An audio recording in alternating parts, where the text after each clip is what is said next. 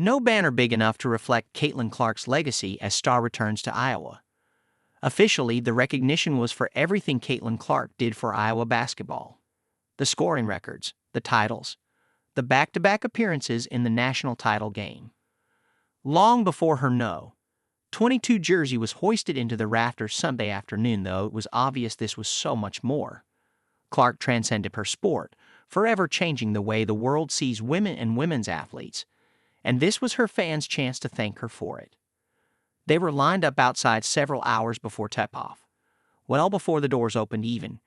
Sure, it was unseasonably warm out, but this is still the Midwest, and it is still February. When fans were finally allowed inside Carver Hawkeye Arena, students rushed to grab first-come, first-served seats while season ticket holders went to theirs at a more leisurely pace. Most wore Clark's number, or T-shirts referring to her. You break it, you own it. The word "hair" imposed on the state of Iowa.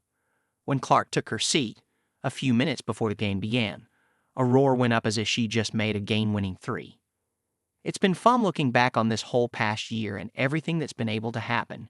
Just the journey we went on, Clark said before the game.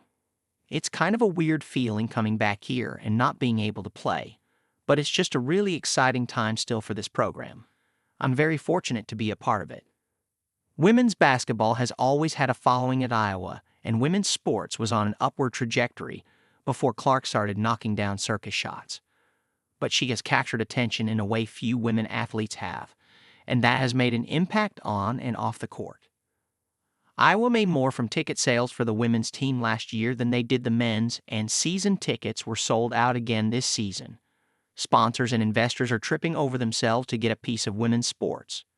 The nobody cares crowd has crawled back into their holes, knowing they'd only be embarrassing themselves if they tried to diss and dismiss women's sports. The girls and young women who cheer Clark look at her and know they can be anything they want. Even more important, the boys and men who watch her know that too. The positive image you've brought to this basketball program, this university, this state, women's basketball nationally is unmeasurable. Former Iowa coach Lisa Bluder, who retired after last year's run, told Clark during the retirement ceremony. I've spent my entire career trying to empower young women, but you've done more of that in the last 4 years than anybody could imagine, she added. You showed why it's wise to invest in women's sports. Why it's wise to invest in women. It's not only the right thing to do, Bluder said, her words almost drowned out by the roaring crowd. It's the smart thing to do. While Clark can see the larger crowds and increased interest for women's sports, it's one thing to recognize it and another to truly comprehend it. That probably won't fully happen until she's done playing. But Sunday's game gave her a glimpse of what the Caitlin Clark effect looks like from the other side. The Hawkeyes have, understandably, struggled after losing not just Clark but Kate Martin and Gabby Marshall, but they came out roaring against fourth-ranked UST. The Trojans didn't have a field goal until Juju Watkins hit a three with 26 seconds left in the first quarter, and Iowa led by as much as 19 midway through the second quarter. USC rallied, though, and it was a back-and-forth game throughout the second half until Lucy Olson got hot down the stretch in the fourth quarter.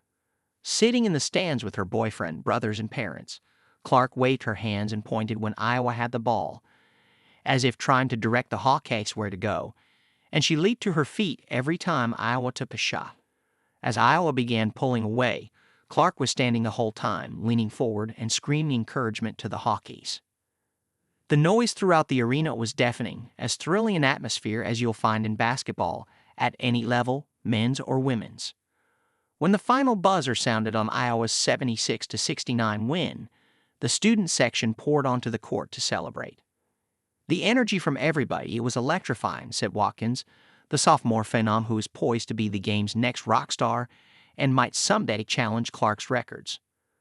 It's just a testament to what Caitlin's done and what direction the sport is heading, Watkins added.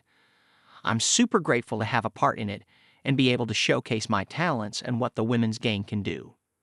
That is Clark's true legacy. The jersey in the rafters, the retired number, it's a tangible reminder of her achievements as a player. But Clark's greatness is so far-reaching and so transformative there isn't a banner big enough to adequately reflect it. It was great to see the love that she gets, said Watkins, who along with the entire USC team stayed on the court to watch Clark's jersey be retired. I'm a big fan of hers, so to see her get her flowers, it's amazing. Watkins may someday have an event like this in Los Angeles when her career at USD is over. But Sunday belonged to Clark, a fitting recognition for her achievements and widespread influence.